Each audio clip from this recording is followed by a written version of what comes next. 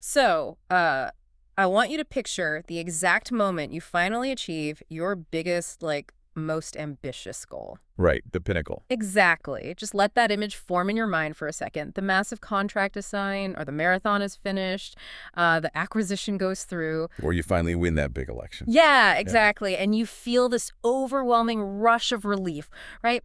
You picture yourself in the safe zone. You've reached the summit. You really have. The enemy is vanquished. The hard part is definitively over. And now you can just, breathe. But what if I told you that that specific, completely intoxicating moment of ultimate triumph is actually, statistically and historically, the most dangerous, precarious moment of your entire life? I mean, it sounds completely counterintuitive, right? Because our brains are literally wired to associate victory with safety. We get this massive influx of dopamine, our stress hormones drop off a cliff, and we feel this profound sense of security. Yet feel invincible. Exactly. Yeah. But if we examine the historical record and the strategic frameworks laid out in our sources for today's deep dive, that feeling of security is actually it's a biochemical illusion. An illusion, wow. Yeah, the moment of triumph is an absolute minefield. And that illusion is basically the core tension we are unpacking in this deep dive. We're exploring a principle from our source material that sounds deceptively simple on the surface, but it's incredibly difficult to execute in reality. And that's Law 47. Yes, Law 47. Do not go past the mark you aimed for. In victory, learn when to stop. Which is so hard to do. It really is. So the mission for our conversation today is to forensically examine why success routinely makes highly intelligent people act, well, completely recklessly. We're going to deconstruct the psychology of winning. Right. Look at the mechanics of the ego trap and figure out the delicate, almost unnatural art of knowing exactly when to step away from the table. And to understand the gravity of this, we really have to recognize that this is not some abstract, philosophical thought experiment. Yeah. No, not at all. The sources provide a historical record that is quite literally littered with the corpses of brilliant leaders. Bankruptcies of massive corporations. Yeah, and the absolute ruins of sprawling empires who they failed to grasp this single law. They were people who had mastered the art of fighting. Oh, completely. They had mastered the art of outsmarting their rivals. They knew exactly how to win. But they lacked the internal mechanism required to stop. Exactly. Okay, let's unpack this. Let's look at the psychology behind that missing mechanism. And to do that, I want to bypass the massive empires for a second and start with something incredibly small. Small but illustrative. Right, profoundly illustrative. Our sources highlight a simple farmyard fable written by Leo Tolstoy. Ah, the cockerels. Yeah, the story of two cockerels fighting on a dung heap. It is this brutal, exhausting, bloody fight for dominance over this tiny patch of territory. High stakes for them, I guess. For sure. And finally, one bird emerges as the definitive victor. He physically drives the other bird off the dung heap. So a decisive tactical win. Yes. The loser retreats, and the winner claims his prize, a total sweep. Right, the conflict is over, the territory is secured, and the objective is met. And the immediate aftermath plays out exactly how you'd expect, right? All the hens gather around this victorious cockerel. Validating him. Yeah, they're lauding him, validating his strength, basically giving him the exact social spoils he just fought for. He possesses everything he wanted when he woke up that morning. Right. But then, instead of simply consolidating his new territory and, enjoying the dung heap, this internal psychological shift happens. What's fascinating here is how the local praise just isn't enough for him anymore. It's never enough. He suddenly feels the need for his glory to transcend his current reality. He wants the next yard over to know how brilliant he is. So he abandons his secure position. Exactly. He flies all the way up to the very highest peak of the barn roof, puffs out his chest, and starts screaming at the top of his lungs like, "Look at me! I am the victorious cockerel. No other bird possesses my strength." And he's seeking pure, unadulterated ego validation. Right. And he doesn't even get to finish his victory speech. No, he does not. Because an eagle soaring high above the farm spots this loud, flapping, highly visible target isolated on the roof. Just a sitting duck, a sitting cockerel. Yeah.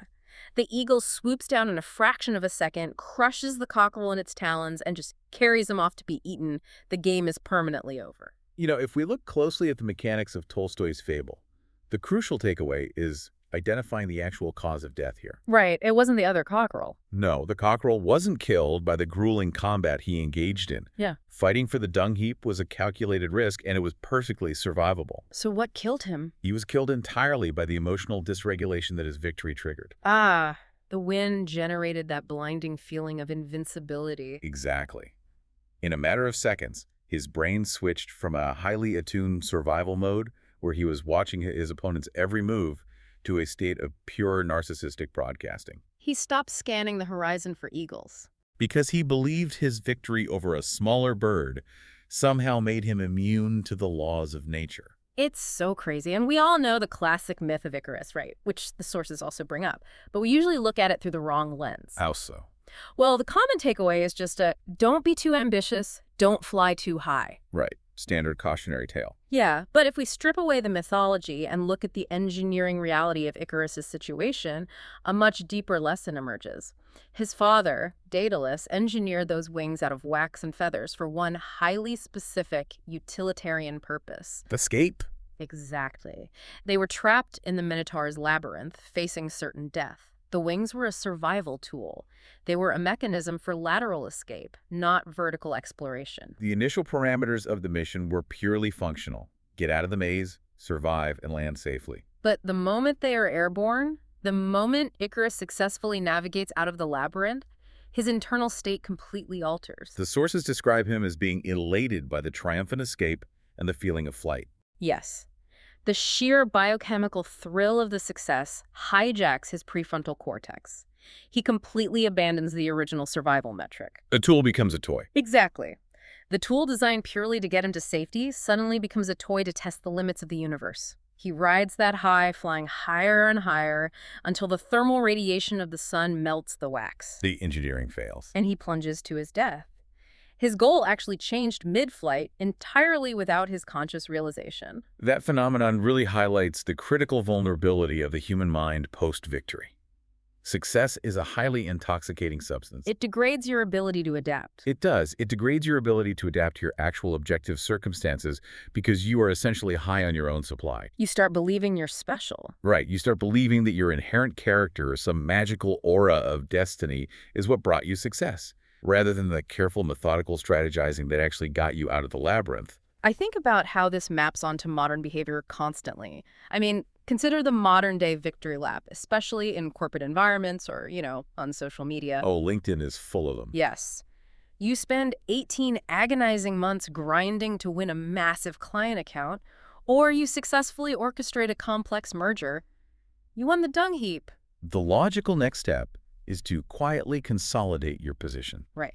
Audit your new responsibilities, build out your infrastructure, and prepare for the inevitable countermoves from your competitors. Because consolidation is the quiet, unglamorous work of true power. But instead of doing that quiet work, what is the default human reaction? People immediately fly to the top of the digital barn. They write the massive self-congratulatory thread. Yep, they do the podcast tour detailing their singular genius. They make loud public declarations ensuring the entire industry knows they are the apex predator. And by giving in to that craving for validation, they inadvertently paint a massive neon target on their own backs. Exactly. For every single competitor, the eagles, who are quietly watching from the perimeter, you've just handed your enemies a detailed map of where you are, what assets you hold, and exactly how arrogant and unguarded you've become. The tragic irony is that the very moment you are inviting that attack, you are in your weakest defensive posture. Because you're too busy harvesting likes. Right. You're too busy harvesting industry praise to build a moat around your new castle. You abandon the conscious, paranoid strategy that won you the prize precisely when you need that paranoia the most to keep it. Which is dangerous enough when we're talking about losing a client or suffering a PR disaster. But our sources take this psychological flaw to a much darker, much more consequential place. The stakes get much higher. Yeah, a farmyard bird losing its life or a CEO losing a bit of market share is one level of tragedy. What happens when this exact same emotional dysregulation, this identical failure to stop at the market, infects the most powerful military force on the planet? Then you step out of the realm of personal failure and into the realm of historical cataclysm. Let's talk about Cyrus the Great. Oh, this is a perfect example. The sources outline his rise to power, and meteoric feels like an understatement. In 559 BC, This young man systematically gathers an immense army from the scattered nomadic tribes of Persia. And he doesn't start small. No, he marches directly against his own grandfather, Astyages, the king of the Medes. He defeats him with shocking speed, crowns himself king of Media and Persia, and initiates a campaign of empire building that moves at a breakneck, terrifying pace. The geopolitical momentum he generated was just unprecedented. We are looking at a cascade of victories that completely rewired the power structures of the ancient world. He was an absolute juggernaut. He defeats Croesus, the unimaginably wealthy ruler of Lydia. He conquers the Ionian Islands. Sweeps through dozens of smaller kingdoms. Right, absorbing their resources and their armies. And then he achieves the crown jewel of the ancient world. He marches on Babylon. And he doesn't just defeat it. He completely crushes it. He captures riches and infrastructure that were previously thought to be impregnable. At this point, his title shifts. He is no longer just a king. The known world universally refers to him as Cyrus the Great, king of the world. King of the world. From a purely psychological standpoint, if any human being in history had earned the right to feel literally invincible, it was Cyrus. He had the track record. He had empirical evidence that his military strategies were flawless. But this is exactly where the pathology of victory takes root. Because after absorbing Babylon, he should have stopped. He had reached the absolute limits of manageable empire. Right. Instead, he sets his sights on a vast, rugged realm to the east, near the Caspian Sea, controlled by a people called the Massagetai. And understanding the target here is crucial. Right, because the Massagetai are not another Babylon. They are a fierce, decentralized, nomadic warrior race. They live on horseback. They don't have massive walled cities filled with gold. No. And importantly, they are led by a woman, Queen Tomyris. The sources emphasize a glaring, fatal reality about this specific campaign. It made absolutely zero strategic sense. The Massagetai possessed no vast riches. There was no massive economic or defensive benefit to absorbing their territory. What's fascinating here is that the decision to attack was devoid of rational utility. Cyrus didn't march on the Massagetai because he needed to. Why did he do it then? He marched on them purely because his previous victories had severely compromised his judgment. The dopamine loops of constant conquest had convinced him that expanding the map was an end unto itself. He wanted the next yard over simply because it existed. Exactly. He assumed they would fold easily beneath the weight of his vast armies, adding another line to his resume. The conquest had lost its strategic anchor and had become entirely about feeding his own psychological momentum. So it's literally the cockerel demanding more dung heaps. Precisely. So the year is 529 BC. Cyrus marches his massive, battle-hardened army to the wide river Araxes, which serves as the natural border and gateway to Tomyris' kingdom. And he sets up his forward camp on the western bank. And this is where Queen Tomyris makes her opening move. She doesn't immediately attack. She sends a diplomatic envoy with a message that is remarkably lucid and level-headed. What does she say? She essentially tells him, King of the Medes, I advise you to abandon this enterprise. You have no idea if this invasion will ultimately benefit you. Rule your own people and be content to let me rule mine. It is a textbook offer of mutual de-escalation. She is laying out a golden bridge for him to retreat. Right. She is explicitly telling the king of the world, you have reached your mark, stop here, and you get to keep everything you have already won. But she's also a pragmatist. She seems to understand the terminal psychology of a serial conqueror. She adds to her message, but of course you will refuse my advice, as the last thing you wish for is to live in peace. She knows he cannot stop himself. Right. So she offers terms of engagement. She states she is supremely confident in her warriors and doesn't want to waste time with border skirmishes. So she invites him in. Basically. She offers to completely withdraw her troops 3 days' march from her side of the river, allowing Cyrus to cross his entire army safely, unharassed, so they can arrange a formal, pitched battle on the eastern plains. And Cyrus convenes his council and agrees to cross. Right. But notice how the disease of past success dictates his next move here. He does not plan to engage her honorably on the plains as agreed. No, of course not. He decides to rely on a strategy of deception and cunning. The exact same playbook that had likely facilitated his rise against other, more conventional kingdoms. Because he knows the Massagetai are incredibly lethal in straightforward combat. But they are also a rugged people, entirely unaccustomed to the decadent luxuries of the Persian court. So Cyrus executes a massive psychological trick. Yeah, he crosses the river, sets up a sprawling camp on the eastern side, and lays out an absolute masterclass in temptation. We are talking mountains of roasted meats, rich, exotic delicacies. And crucially, massive quantities of incredibly strong, unwatered Persian wine. Unwatered wine, exactly. He leaves this entire feast completely undefended, save for a small detachment of his absolute weakest, most expendable, and inexperienced soldiers. Bait. Pure bait. Then he withdraws the core of his elite fighting force back toward the river, waiting in the shadows. It is a brilliantly constructed trap, perfectly tailored to exploit the specific vulnerabilities of an enemy that has never been exposed to Babylonian levels of indulgence. He is weaponizing luxury. Exactly. And the bait works flawlessly. A large detachment of the Massagetai army discovers the camp. They easily slaughter the expendable Persian guards Cyrus left behind as fodder. But then the discipline breaks down. Entirely. They see the feast. These hardened warriors used to sparse rations on the steppes completely lose their minds. They abandon their posts, they drop their weapons, and they gorge themselves. They eat and drink with reckless abandon. Until the high-proof wine takes its toll and the entire detachment passes out, dead drunk, scattered across the camp. The trap snaps shut exactly as the king of the world designed it. Under the cover of darkness, the real Persian army returns. They find the Massagetai detachment entirely incapacitated. It isn't even a battle, it's a culling. Wow. The Persians slaughter many of them in their sleep and take the survivors as prisoners. But the most critical detail of this entire operation is the identity of the commanding general they capture. And who was that? The young man leading that detachment was Spargabases. He was the son of Queen Tomyris. And in that single moment, the entire strategic landscape of the war fundamentally shifts. It's no longer just business. No, this is no longer a geopolitical dispute over borders or resources.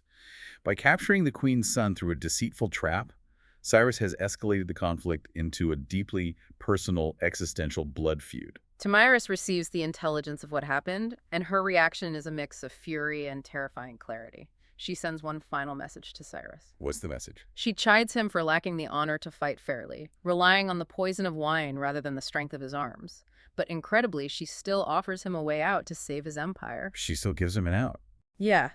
She demands the immediate release of her son and orders Cyrus to leave her country with his forces intact, warning him to be content with the minor, cowardly victory he achieved at the camp. But there's an ultimatum. A chilling ultimatum.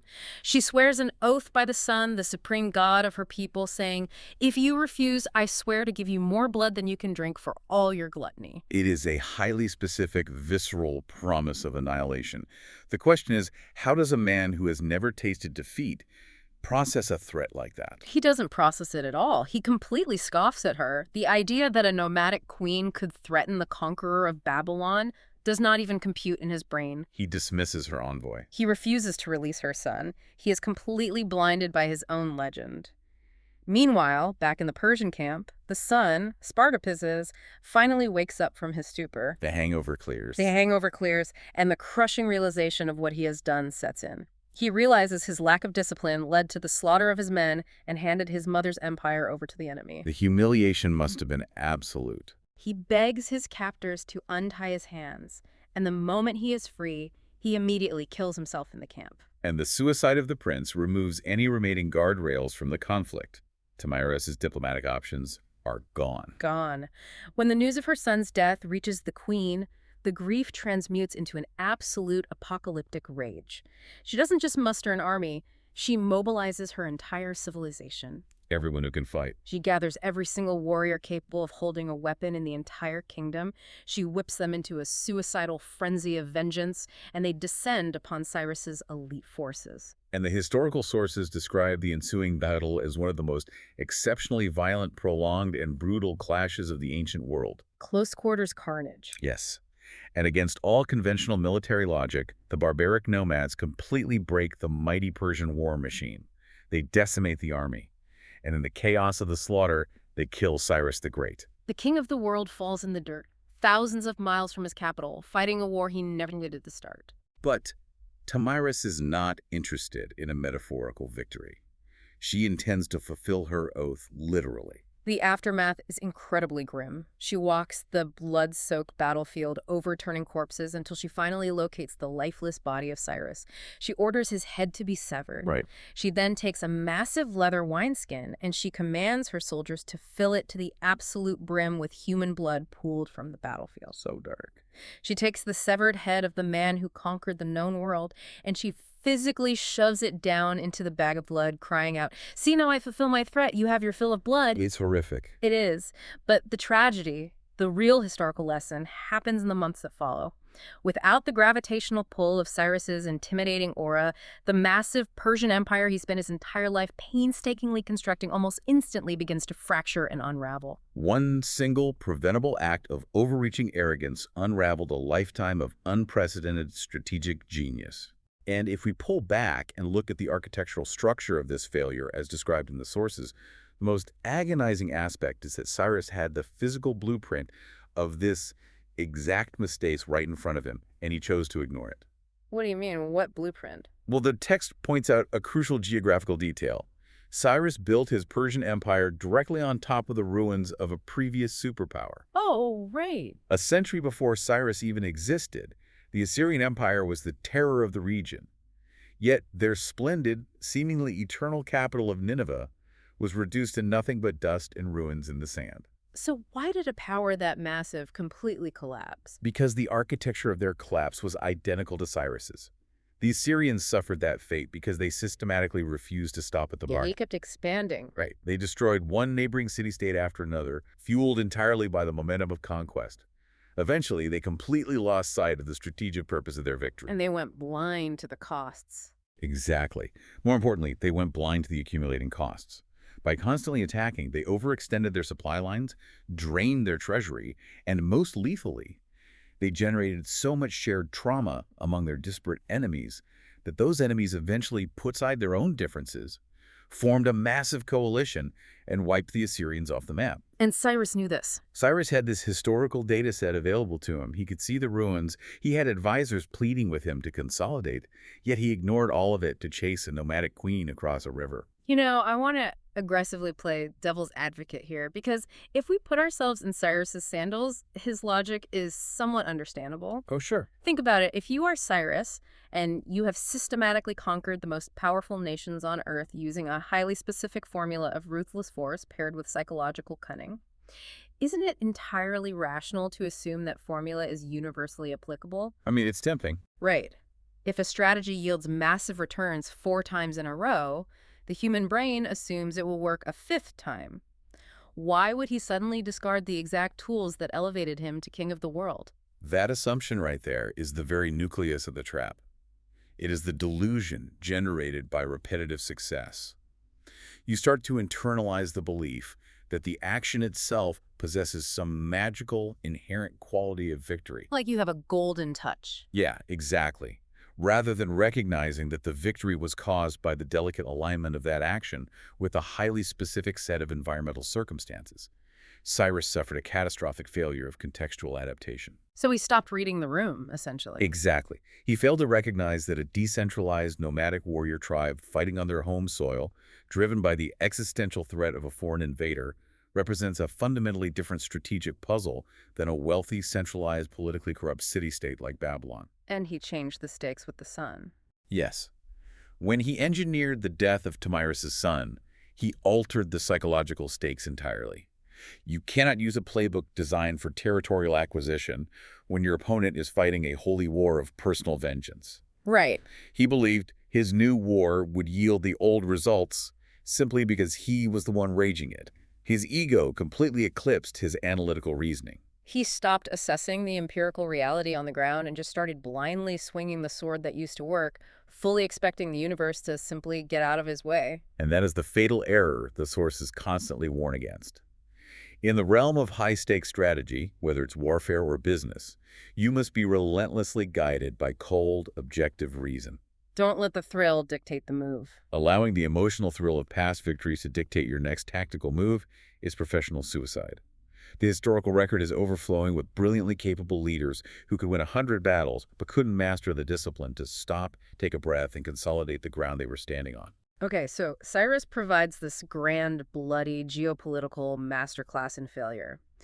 But what I find truly unsettling in the sources is the revelation that this exact same psychological vulnerability doesn't require an army or an empire to activate. No, not at all. This failure to recognize danger actually happens most frequently in the quietest, most mundane moments of our lives.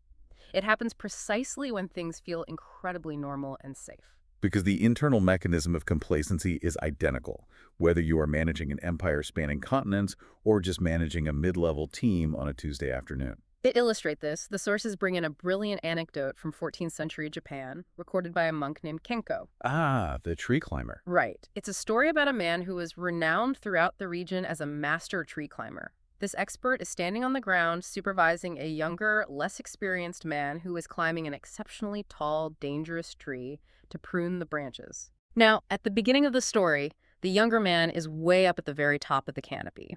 He is balancing precariously on these incredibly thin, flimsy branches that look ready to snap. He is in extreme mortal danger.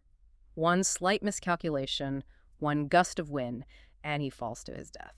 And what is the reaction of the master guide watching from the ground during this incredibly tense phase? He does absolutely nothing. He stands there in complete, utter silence. He doesn't offer a single piece of advice. He doesn't tell him where to step. Silence. It is only much later, after the young man has successfully navigated the deadly canopy and is climbing back down the thick trunk, when he reaches the height of the eaves of a nearby house, which is relatively low to the ground. It's only at this point, when the man is low enough that he could probably safely jump the rest of the way, that the expert suddenly breaks his silence and yells out, "Be careful, watch your step coming down." Which, on the surface, seems completely backward. Why apply the warning when the danger has seemingly passed? Kenko was equally baffled and asked the expert to explain his logic.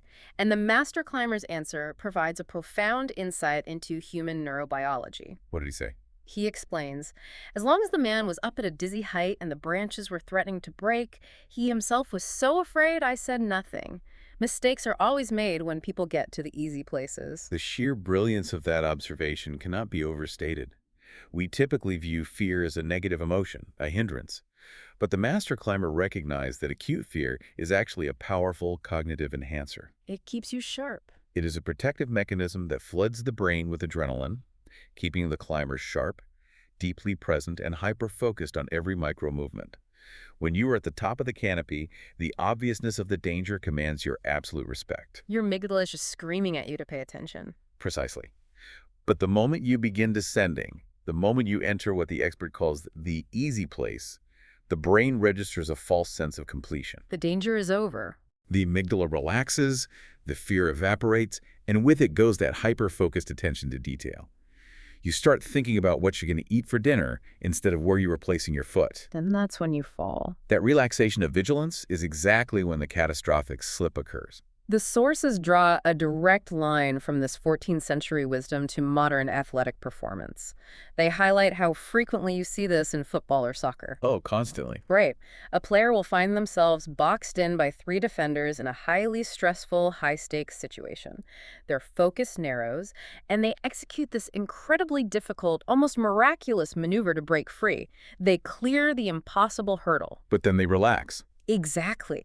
Because they've entered the easy place and the goal is wide open, they assume the rest of the play is a mere formality. They mentally relax for a fraction of a second and they completely whiff the easy follow-up shot.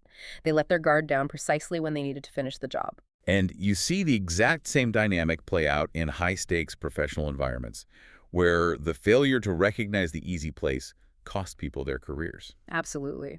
The text references Francis L. Wellman, an absolute titan of the legal profession who wrote a definitive, seminal book in 1913 on the art of cross-examination. A classic. Yeah. Wellman spent his life observing the psychology of the courtroom, and his most emphatic piece of advice to young trial lawyers is to cultivate an acute hyper-awareness of when to stop talking. So hard for lawyers. It really is. He argues that it is absolutely paramount to conclude a cross-examination at the exact moment of triumph. But he laments how rare that discipline actually is. What do they usually do? He observes that an attorney will do the grueling intellectual heavy lifting. They will systematically corner a hostile witness and successfully trap them in a glaring case-winning contradiction. They have achieved the victory. The jury sees the trap snap shut. The lawyer has won the dung heap. Exactly, the dung heap is theirs. But the lawyer's ego refuses to stop there. They are not satisfied with the jury implicitly understanding the victory. They want the emotional validation of forcing the witness to verbally surrender. So they keep pushing. Yeah. Instead of sitting down and letting the contradiction hang heavily in the air, they keep pushing. They ask one more question, trying to rub salt in the wound or extract an even more dramatic confession. And that gives the witness an opening. And by dragging the examination out past the mark, they give the witness time to catch their breath, formulate an excuse, or muddle the timeline. The lawyer slowly, painstakingly tapers off the traumatic impact until the power of the initial victory is completely diluted and lost on the jury. Wow. They literally talked their way right out of a win because they were intoxicated by the sound of their own success. You know, the architecture of that legal failure points to a much deeper systemic issue in how we are taught to pursue success. What you are describing directly assaults a concept that modern business, sports, and political culture practically worships. The concept of momentum. Yes, momentum. Here's where it gets really interesting for me because we are bombarded with this terminology. Ride the momentum, keep the momentum going, don't take your foot off the gas. We treat momentum like a law of physics that applies to human endeavor.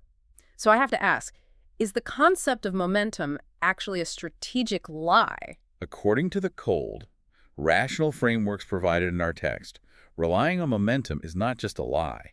It is an incredibly dangerous cognitive trap. Wow. The text is unambiguous on this point, stating outright that momentum as a phenomenon is greatly overrated. Why is it overrated? When you choose to believe in momentum, you are essentially abdicating your rational strategic control and surrendering to an emotional, unpredictable wave.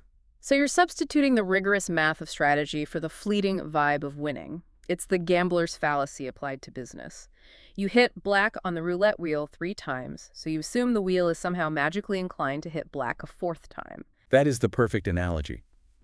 You start believing that the universe is inherently conspiring in your favor, which makes you inherently less cautious and less prone to act strategically. You stop analyzing the board. And you start repeating your previous actions blindly, assuming the momentum will carry you through. This is the exact psychological mechanism that destroyed Cyrus the Great. Right. The sources deliver a brutally pragmatic, cutting maxim on this illusion. They say, leave momentum for those who have nothing better to rely upon. Leave momentum for those who have nothing better to rely upon. That is a spectacularly cold, sobering reality check. It is. The reality is, if you experience a string of successes, it is because you carefully constructed the strategic conditions for those successes to occur. It is your doing, not the intervention of some mystical force. But the moment you attribute it to momentum, You stop doing the critical thinking that generated the success in the first place. it completely reframes how we should view a hot streak.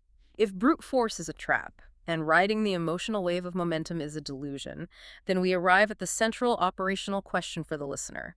How should someone handle success? How to consolidate without overreaching. Right. When you achieve a massive victory, how do you consolidate that power and secure your position without falling prey to overreach?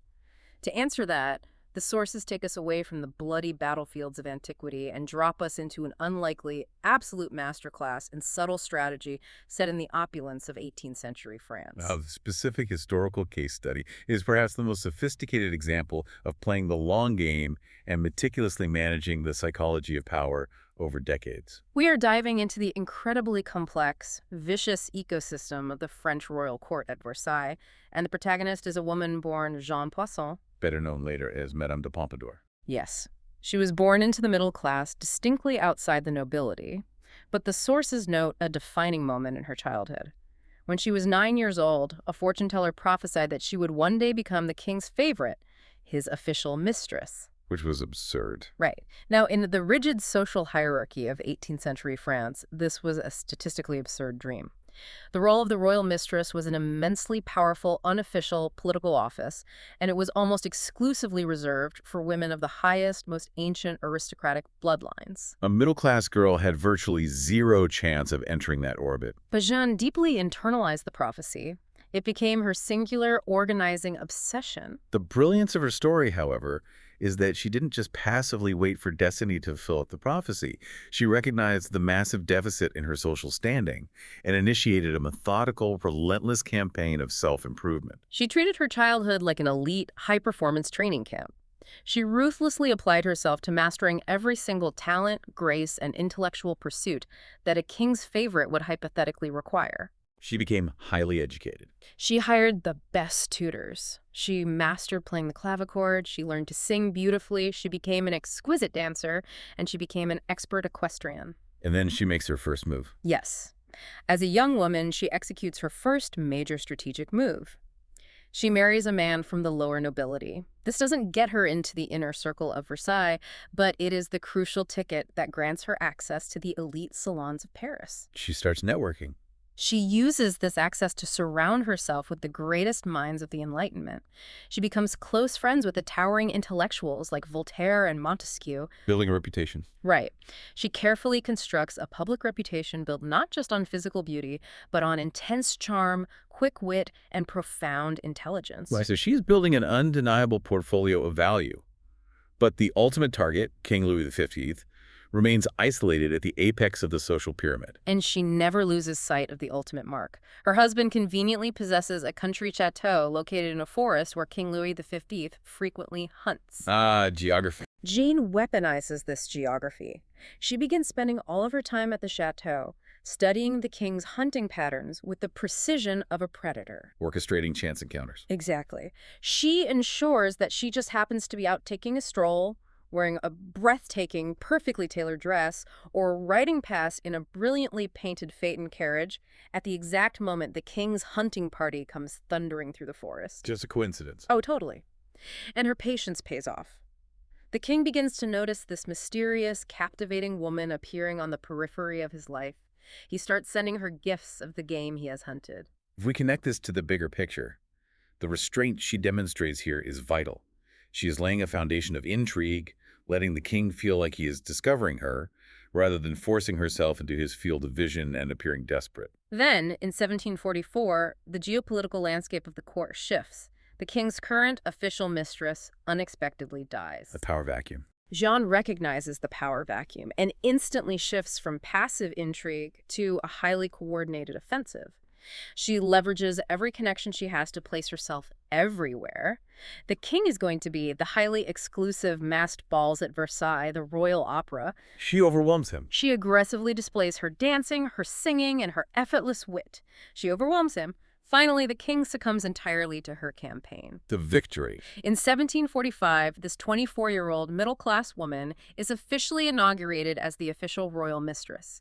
She is granted her own private apartments in the palace, complete with a secret, hidden stairway leading directly to the king's chambers. And she gets a new title. Yes, to silence the outrage of the snobbish, aristocratic courtiers who despise her low birth, the king elevates her title. She becomes the legendary Marquise de Pompadour. The sheer improbability of her victory is astounding. Right. If we analyze this through the lens of our strategic framework, winning the king was actually the easy part. It was. Yes. It is what Madame de Pompadour does after the victory that completely separates her from the tragic archetype of someone like Cyrus the Great. Right, because what was the typical historical precedent for a woman in her position? Well, the position of the royal mistress was arguably the most precarious, dangerous role in Europe. You possessed immense influence, but zero legitimate institutional power base. You were just there because the king liked you. Exactly. You were surrounded 24 hours a day by envious, deeply entrenched courtiers who were actively conspiring to engineer your downfall. And the clock was always ticking. Furthermore, your entire leverage was typically predicated on physical beauty and sexual novelty. Historically, this meant your political expiration date was guaranteed the moment the king grew bored or you began to age. So what did they normally do? Because of this terrifying insecurity, women who achieved this position usually panicked. The moment they won the king, they would go into a frantic, short-term frenzy of greed, hoarding jewels, estates, and cash to cushion their inevitable fall. Like a cash grab. And strategically, they would act like the cockerel on the roof. They would become viciously arrogant, using the king's favor as a blunt instrument to brutally bully and humiliate their rivals at court in a desperate bid to assert dominance. They relied on hard power and intimidation, which only validated their enemies' hatred. Exactly. That vindictiveness, that failure to stop pushing, invariably forged a coalition of enemies that eventually orchestrated their ruin. Madame de Pompadour understood this trap perfectly, and she executed the exact opposite strategy. What did she do differently? She never once pressed her good fortune or flaunted her influence. She never displayed a hint of greed or financial panic. Wow. Most brilliantly, instead of using her new power to bully the snobbish aristocrats who openly mocked her middle-class origins, she aggressively charmed them. She utilized extreme, weaponized politeness to completely disarm her enemies. The psychological mechanics of that politeness are incredible. By refusing to engage in petty conflict, she starved her enemies of the friction they needed to attack her. The sources note she even targeted the queen. Oh, that's brilliant. The king's wife historically despised the mistresses, for obvious reasons. But Pompadour insisted that King Louis pay more attention to the queen, demanding he treat his wife with greater kindness and respect. She essentially forced the royal family to begrudgingly admire and support her. She was engaging in radical consolidation. She neutralized existential threats through grace and soft power rather than blunt force. She made herself indispensable. Systematically, she organized elaborate theatrical productions, managed hunting parties, and threw magnificent masked balls to cure the king's chronic, dangerous boredom. She elevated herself to become the ultimate patroness of the arts. She effectively became the arbiter of taste and culture for the entire nation of France. Through this web of soft power, she morphed into the untitled yet supreme Minister of Foreign Affairs. She built an impregnable fortress of influence. But then, in 1751, the ultimate crisis arrives. The physical wall. She hits a massive biological wall.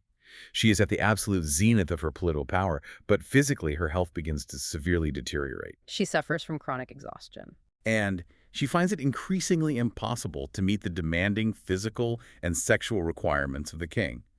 And as we established earlier, historically, this is the exact moment the trapdoor opens. The mistress loses her leverage and is discarded for a younger model. So how does Pompadour survive when the foundational premise of her power completely vanishes? This is where she executes one of the most brilliant, emotionally detached strategic pivots in political history. A lesser strategist would have panicked. Clung desperately to the king. Yeah, throwing tantrums or aggressively attacking any younger women who caught his eye out of sheer blinding jealousy. Pompadour does none of that. She brutally assesses the objective reality of her changing circumstances, and she adapts. She approaches the king. She actually approaches the king and actively encourages him to establish a discreet, private brothel on the grounds of Versailles, which became known as the Parc aux Cerfs. It was a place where the middle-aged king could engage in brief liaisons with the most beautiful, young, completely unknown girls sourced from across the kingdom. On paper, this sounds like sheer insanity. She is actively importing and facilitating her own replacements. It does, but when I was reading the sources, I couldn't help but view this through the lens of modern business strategy, and it is absolute genius. How so? She recognized that her core product in the marketplace of the court was changing. She could no longer be the sole physical provider, so instead of going bankrupt trying to deliver a product she didn't have, she pivoted to managing the platform. Managing the platform is the exact right framework. She transitioned from being the asset to being the broker. Exactly. She correctly analyzed the threat matrix. She realized that a naive, uneducated 16-year-old girl might momentarily capture the king's physical attention, but that girl possessed zero political acumen, no established alliances, and no intellectual presence. They weren't a political threat. Right. These transient girls were not a threat to Pompadour's political monopoly. By personally controlling the supply and the logistics of these encounters, she neutralized the danger of a rival aristocratic faction slipping their own politically motivated candidate into the king's bed. As long as she managed the platform, she remained the untouchable architect of the court. Because the king still absolutely required her massive intellect, her stabilizing emotional effect, and her flawless political advice to govern the country. The self-mastery required to execute that pivot is just staggering. She successfully separated her emotional ego, the jealousy and pride of being the sole favorite, from her strategic imperative to survive. She saw her true value. She understood with crystal clarity exactly where her true, enduring value lay, and the strategy worked flawlessly. Despite decades of constant plotting by her enemies, the king never discarded her. Never. She maintained her unprecedented grip on power for 20 years, only slowly, voluntarily withdrawing from public affairs toward the end of her life when the disastrous 7 Years' War shifted the political climate. And when she died at 43, she was genuinely mourned. By the very court that initially sought to destroy her, because she had wielded her massive power to be genuinely helpful and stabilizing rather than vindictive. It is the ultimate historical lesson in recognizing your mark and knowing when to stop pushing. She clearly identified that her physical limitations were her mark. So instead of destroying herself, trying to violently push past that barrier, she stopped, accepted reality, and entirely shifted her strategic axis. Pompadour provides the masterclass on how to manage the internal psychological pressures of success. But as we transition to the next phase of our deep dive, we have to acknowledge that success doesn't just change your internal biochemistry, it drastically and violently alters how the external world views you. That is a critical transition. The exact moment you achieve a victory, the power dynamics of every single professional and social relationship you have are instantly recalibrated. Let's start by looking at the pressures of managing up. What happens when your massive win suddenly makes you a glaring threat to the people above you in the hierarchy? The sources bring in Niccolò Machiavelli here, and he offers a deeply cynical but highly accurate warning about the treacherous nature of being a highly successful subordinate. What does Machiavelli say? He outlines a tragic, almost inevitable paradox inherent in power structures.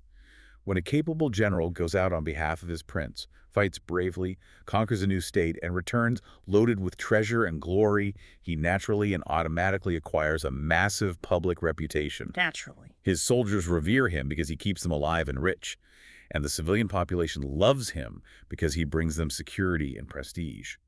But, Machiavelli points out, human nature is fundamentally ambitious and deeply suspicious. So the prince gets nervous. The prince, sitting back safely in the capital, watches this triumphant parade and is suddenly consumed by anxiety. The prince's internal monologue is basically, this guy has the loyalty of the army, he has the adoration of the public, and he just proved he knows how to overthrow a government. Why wouldn't he just march across the street and take my throne next? Precisely.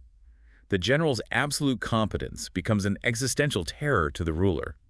And Machiavelli argues that the prince, driven by the primal instinct for self-preservation, will inevitably seek to neutralize this perceived threat.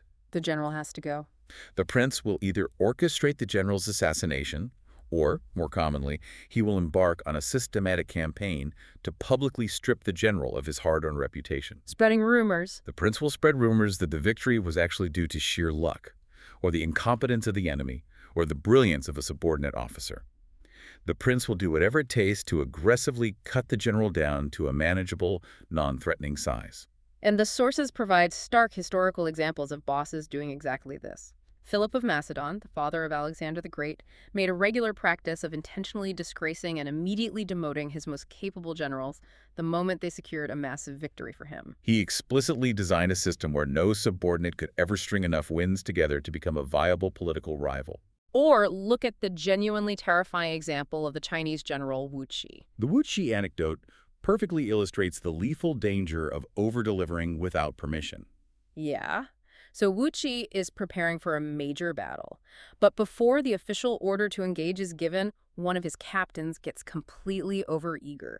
This captain is practically vibrating with enthusiasm. He wants to prove himself. He unilaterally charges out ahead of the main force, engages the enemy lines by himself, fights with incredible ferocity, and returns to the camp carrying the severed heads of several enemy soldiers. In his mind, he has demonstrated extraordinary initiative, unmatched bravery, and total dedication to the cause. He walks into the command tent fully expecting a promotion, a medal, and the gratitude of his commander. But he fundamentally misread the psychology of his superior. Wu Qi is completely unimpressed by the tactical success. Wu Qi looks at the captain, sighs, and publicly declares him to be a talented officer but a disobedient one. And without a second thought, he immediately orders the captain to be taken outside and beheaded. It is a brutal outcome. But the strategic logic, from Wu Qi's perspective, is sound. Is it? A subordinate who wins without orders is a subordinate who operates outside the chain of command. Today, it's an unauthorized attack on the enemy. Tomorrow, it could be an unauthorized attack on the general himself. Beheaded for winning too early. It's wild, but the practical takeaway for the modern listener is absolutely vital. If you are operating within a hierarchy, whether it's a corporate ladder, a political campaign, or a military unit, and you pull off a massive victory for your boss, or they grant you a significant favor, you have entered a high-risk zone. Do not let the dopamine of the win convince you to immediately ask for a massive raise. Right. Don't demand more resources or publicly claim the credit. Because the moment you do that, you transition from being a valuable asset to being a grasping, insecure, and overly ambitious liability. You trigger the Machiavellian paranoia of your superiors. The strategically correct response to a major victory as a subordinate is to accept the praise with extreme, almost exaggerated graciousness, and then actively, visibly withdraw. You must consciously lower your profile. You must go out of your way to publicly attribute the success to the brilliant strategic vision of your boss. You must make absolutely certain that the master receives the lion's share of the glory. Let your success make you indispensable, not uneasy. That's managing up. So that covers the perils of managing up.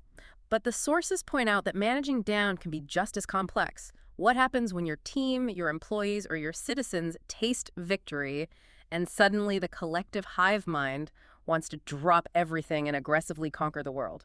The upward pressure from an emboldened, intoxicated following can be far more destabilizing than the paranoia of a single boss. Because there's so many of them. Exactly.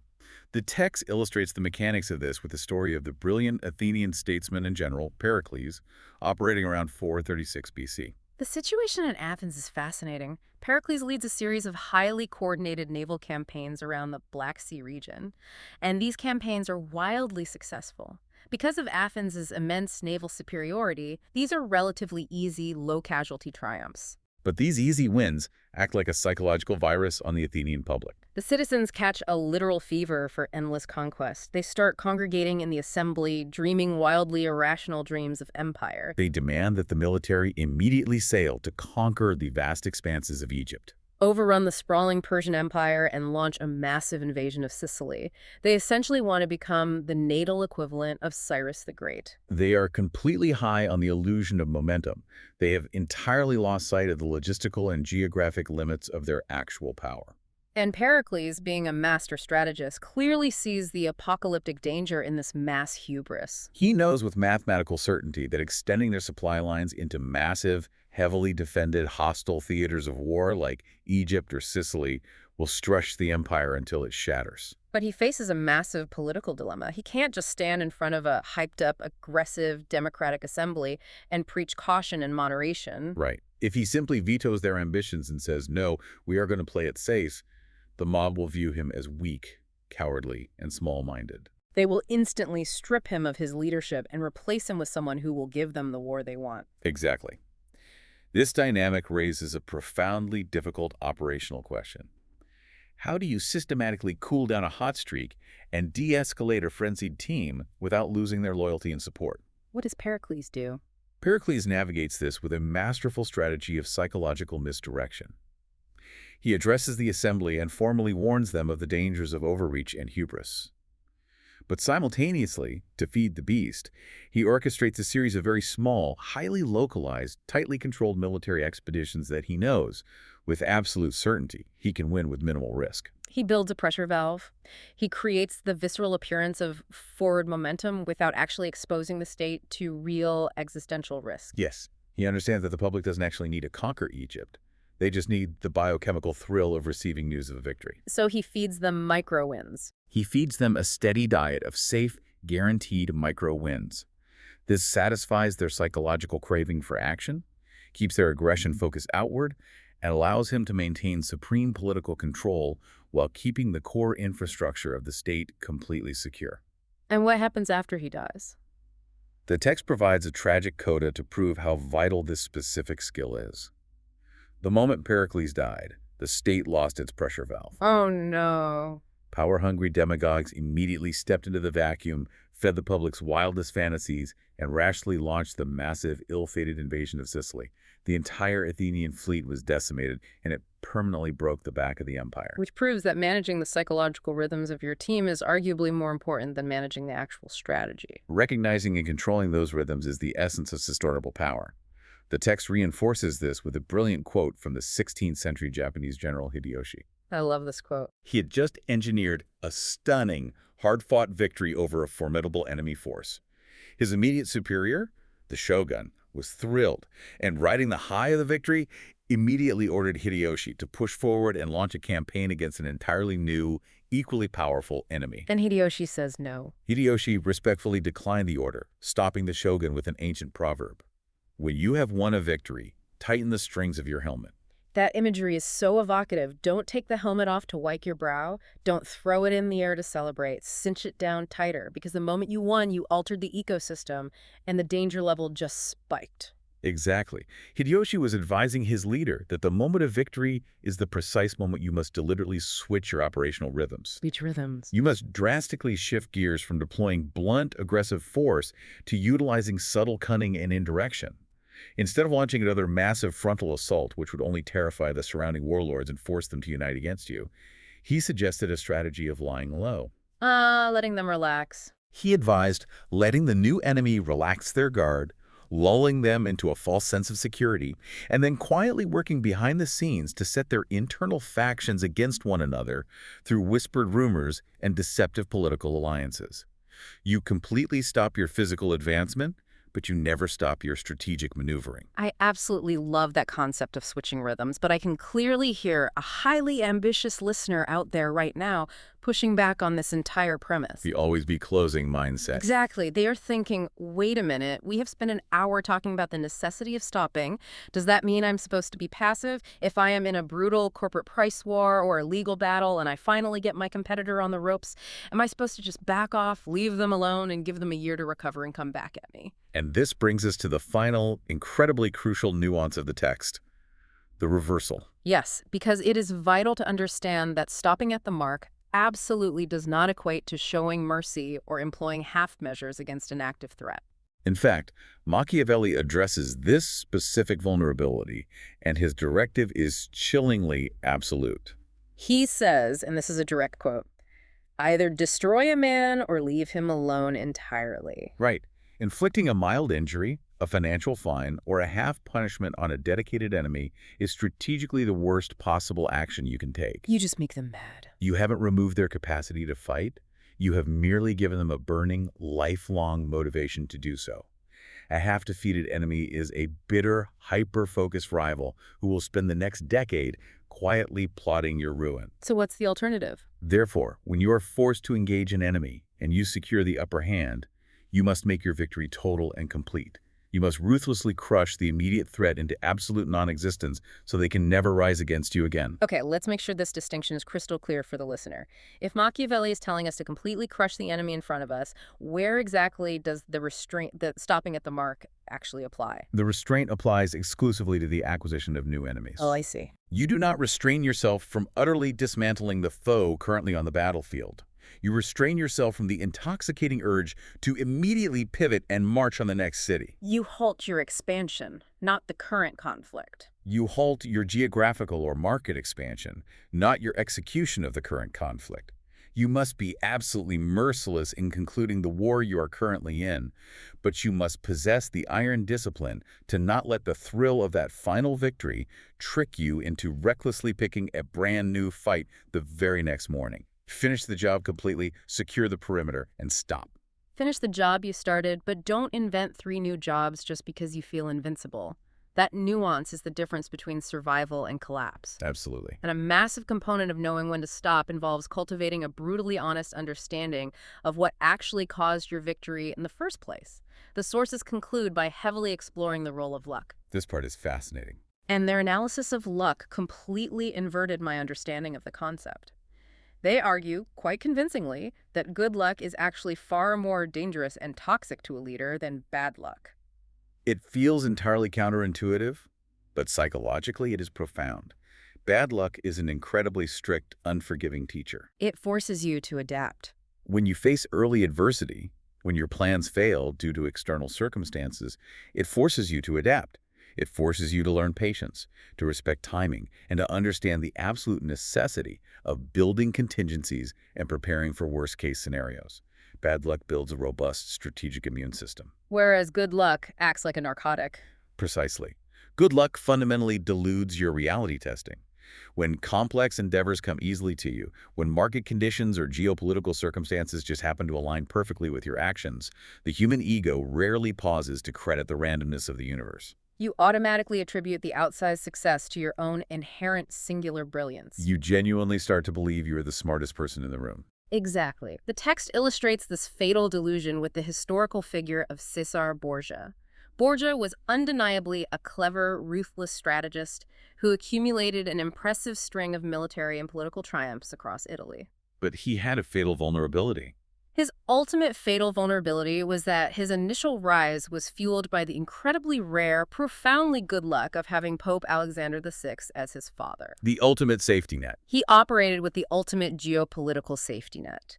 The wealth and institutional power of the papacy shielded him from the consequences of his early mistakes. But because he never had to learn how to survive a true crisis on his own. Right. When he finally experienced a massive stroke of genuinely bad luck, his father dying suddenly and unexpectedly, he was entirely biologically unprepared to handle it. He had no strategic immune system. The myriad of enemies he had brazenly made when he felt invincible, acting without fear of consequence, instantly converged and devoured him. The wheel of fortune hurtles you down into the dirt just as easily and arbitrarily as it lifts you up to the throne. And if you have never structurally prepared for the fall because you have been insulated by a lifetime of good luck, the fall will completely break you. Which brings us perfectly back to the quote from Napoleon Bonaparte that serves as the thesis of our sources. The greatest danger occurs at the moment of victory. Because victory masks your structural flaws. It aggressively inflates your ego while simultaneously blinding you to the shifting, dangerous reality forming in the shadows around you. So bringing all of these historical threads, psychological analyses, and strategic frameworks together, what is the ultimate takeaway? To be truly powerful, to be sustainably effective over a long timeline in whatever arena you choose to operate in, you essentially need to actively cultivate and carry an antidote in your bloodstream to combat the intoxication of winning. You must rigorously train yourself to rely on cold, hard, objective reason over the warm, emotional thrill of a triumph. You have to force yourself, against every biological instinct you possess, to step back when you win. You must clearly recognize the massive, unquantifiable role that circumstance, timing, and pure luck played in your success, and actively, forcefully prevent yourself from automatically repeating the exact same actions in a new environment. Ultimately, the law of stopping at the mark is not about mastering your enemies. It is entirely about mastering yourself before you attempt to master the world. I want to leave you, the listener, with one final provocative thought to mull over as you navigate your own life. Let's return to the myth of Icarus that we analyzed at the very beginning of this deep dive. The wax wings. Right. When we casually think of Icarus plunging from the sky into the sea, we usually classify it as a mechanical failure. We think the wings broke. But the wax and the feathers did not fail him. They performed exactly as they were engineered to perform. The failure was entirely internal. It was within the mind of the pilot. His fundamental goal changed mid-flight without him realizing it. The exact same technology that was designed purely as an instrument of his survival became the direct instrument of his death, simply because the elation of the experience made him forget his original purpose, and he didn't know when to stop ascending. A shift in purpose. Take a hard, objective look at your own life right now. Examine your current hot streak, your recent promotions, your growing business, or your expanding influence. Where in your life are you currently flying past the mark you originally aimed for? Where are you pushing for more simply because you can rather than because you should? And is it time, right this very second, to tighten the strings of your helmet, consolidate your gains, and step back from the edge?